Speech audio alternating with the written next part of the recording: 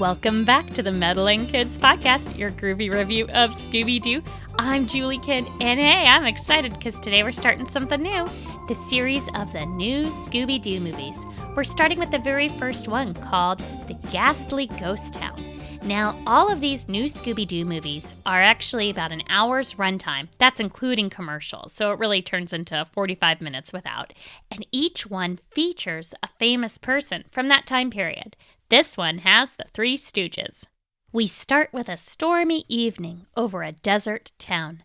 A sign points us to Ghost Town. The mystery machine passes by and Fred says, "Boy, are we ever lost."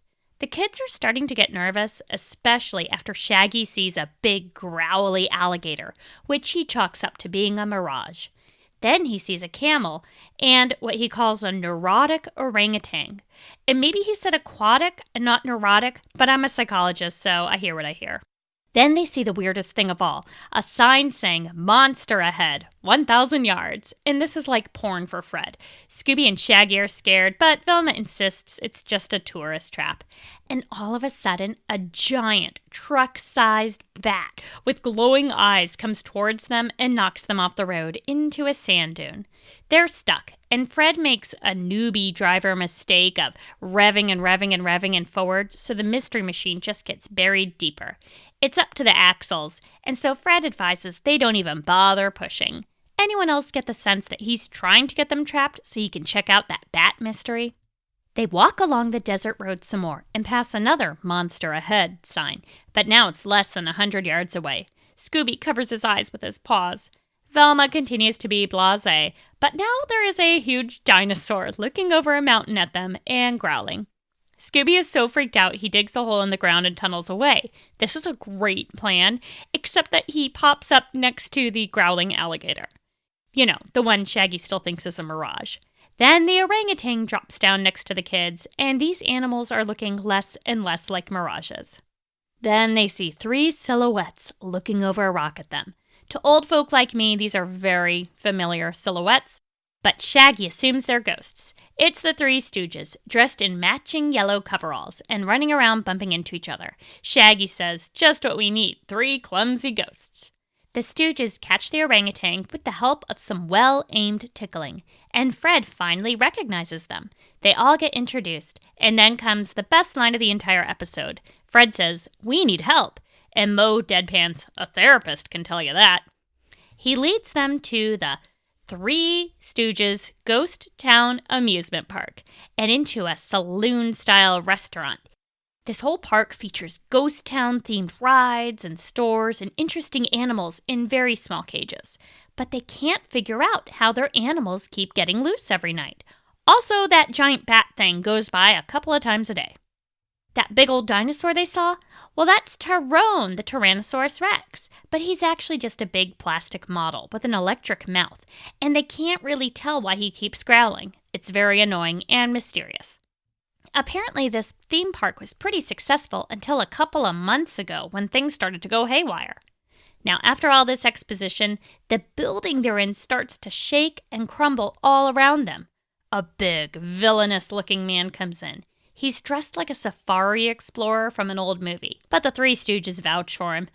This is just Rhino, and he's their employee, an animal caretaker. But he's been acting suspiciously lately. They want to fire him, but they're too intimidated. Rhino only growls and doesn't seem to speak English or any other human language.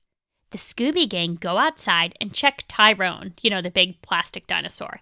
He appears to start growling again, a la Rhino. In fact, it sounds exactly like Rhino. And their freaked outness is interrupted by a flashlight in their faces and a man's voice announcing that they're all trespassing on his land. Scooby is so surprised that he trips over the dinosaur's paw and accidentally opens up a staircase into the beast. They all go inside, including the dude with the flashlight, and they find all sorts of computerized things in there, including a sophisticated tape recorder. And when I say sophisticated, I mean an old-fashioned reel-to-reel tape recorder. But, The dude with the flashlight turns out to be Crux, the Stooges' manager, and the manager of this park. He's impressed with Tyrone's innards. Tyrone, and that's the Tyrannosaurus Rex, his tape player starts playing again, and it's so loud that all the kids run out. but Mr. Crux destroys the tape so that they can all finally get some sleep.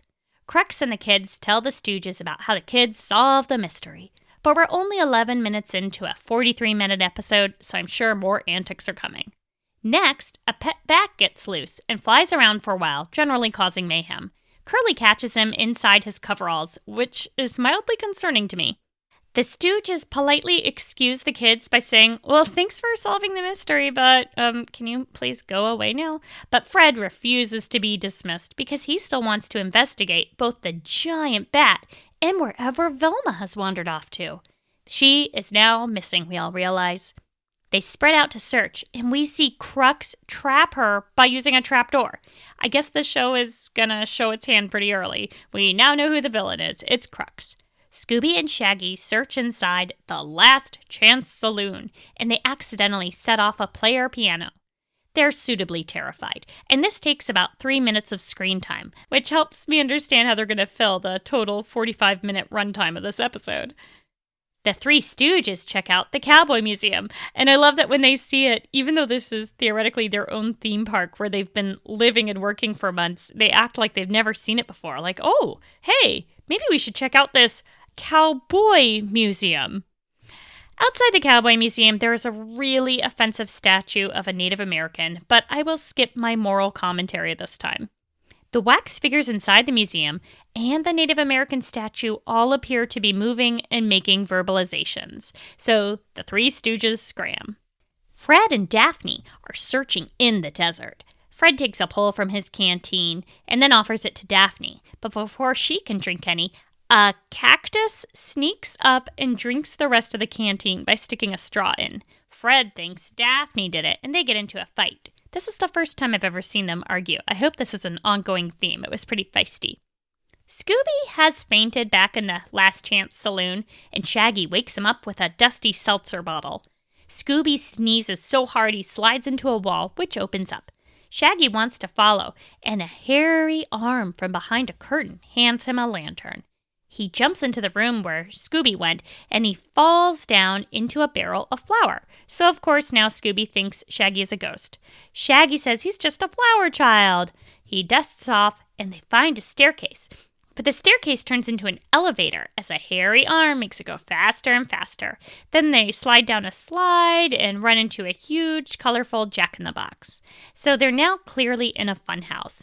They see all these funhouse mirrors, and they have a blast with this until Scooby sees his reflection as an orangutan, and they realize it is the orangutan. It turns out he was the one playing all those tricks on Scooby and Shaggy. So at this point, it's like, okay, are all the mysteries solved? What exactly is going on? But we take a commercial break, and we'll find out afterwards. Experience Dungeons & Dragons like you've never experienced before. So girls, tell us about Dave. So, Tell me how great I am. Dave's a little drunk and all. Feel the tension. We'd like some chips. They don't have any chips. Feel the excitement. 29 more javelins. You gonna throw another javelin? Well, 29 more. Epic storytelling. This island, as all the locals know, is the island of Atlantis, and you are not welcome here. And with no swearing or profanity of any kind. Ah, jeez. This is Dungeons & Dragons and Daughters. Find out more at dungeonsdragonsdaughters.podbean.com, your favorite podcast service or preferred social site. We're also on YouTube. Hey everybody, this is your best friend Steven. And this is your best friend Chris. And we're the hosts of the podcast, Is This Adulting? Every week, we sit down to talk about life, debate pointless topics, and most importantly, break the stigma on mental illness through opening up about our own struggles and how it affects us every day. Oh, and do you like games? We got those too. What about guests from all your favorite podcasts? Ooh, like Justin from Generation Y, or Nina from Already Gone, or Hal Lublin from Everything. And of course, you can't forget our special guest, Tom Bodette from those Motel 6 commercials. Okay, that last one might have been a stretch. Yeah, just like them. So, join us each Thursday as we attempt to navigate adulthood as overgrown man-children. And remember, kids, be happy, stay healthy, and go hug someone. Because you never know. They might just be the host of your new favorite podcast. We're back with Fred and Daphne, who are still walking around the desert some more. And now Fred says a really sexist joke. He says, "This desert reminds me of a woman." It goes on and on. Fred, you... They say they're going to follow their footprints back to town, but the walking cactus wiped them out with a big branch. Then they see a swimming pool. Fred tries to jump in with all his clothes, but it was just a mirage. And by the way, the 8-year-old children with whom I was watching this episode thought this was hilarious. Then Fred and Daphne see a vulture, so they hang out in the shade of the cactus to cool off. But they notice eyes inside the cactus looking at them, and then it starts running away, and Fred chases it, shouting, "Come back and fight like a man, you vegetable!" That got more laughs from the 8-year-olds. And then the cactus pulls out a plug and deflates. But they don't see whoever was inside. They just have a deflated cactus skin.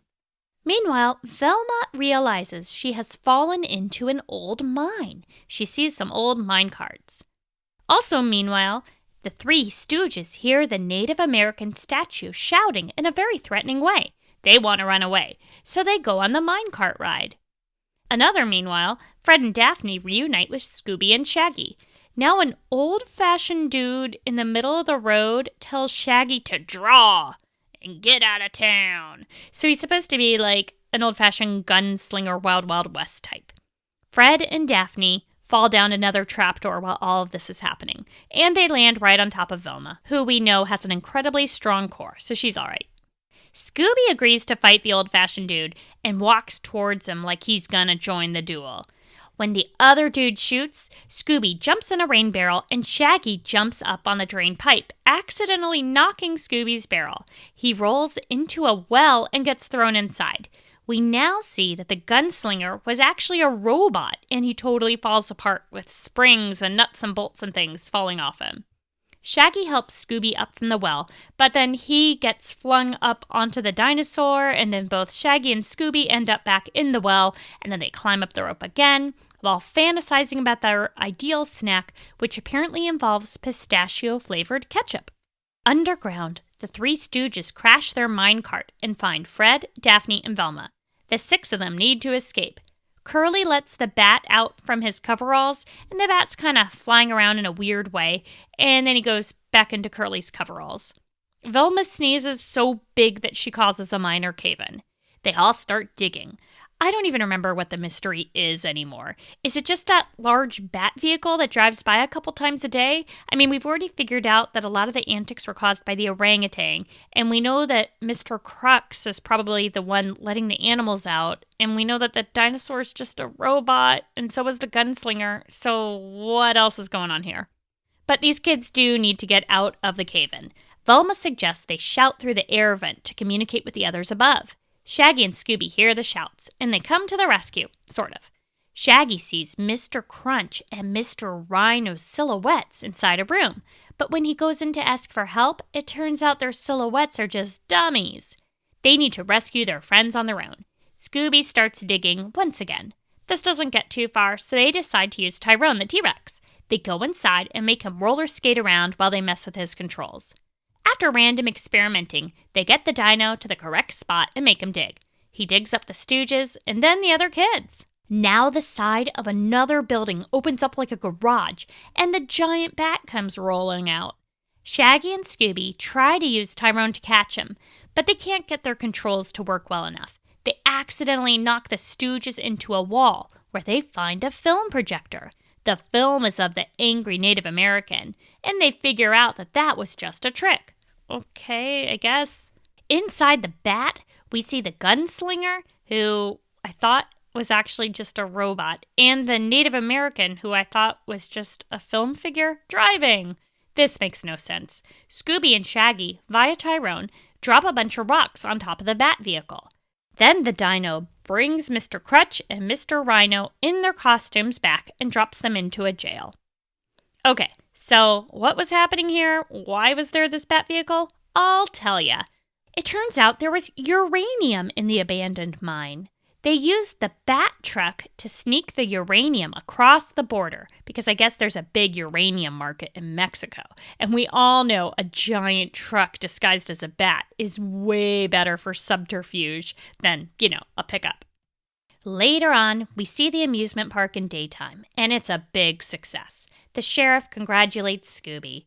Shaggy says, "Hey, Sheriff, is it okay if I take home this little bag of uranium as a souvenir?" "Why, sure, son." I guess this explains a lot about Shaggy and his life. Then the Three Stooges bring over a huge, long Subway sandwich. And that's the end of our first episode of the new Scooby-Doo movies. Overall, it was more of the same goodness that we loved from Scooby-Doo Where Are You? There were lots of commercial breaks and extra time from the long runtime to allow for longer goofs. And also, it was fun to watch the Scooby Gang interact with different characters. I can't wait for next week. We're going to see the dynamic Scooby-Doo affair with Batman and Robin. I wonder which one he's going to have the affair with. In the meantime, I just want to thank Dave Seste for the use of our theme song, Night Surfing. And I want to thank all of you on the Meddling Kids podcast and Scooby-Doo discussion group, moderated by one of my besties, Tiff. This is a really fun place to join other Scooby-Doo lovers, apparently like Batman and Robin. Also, thanks as always to my family and to you listeners. Thanks for listening and sharing and enjoying the love of a good old whooper. And just remember, the next time you're hoarding ingredients for nuclear weapons, you would have gotten away with it if it weren't for us meddling kids.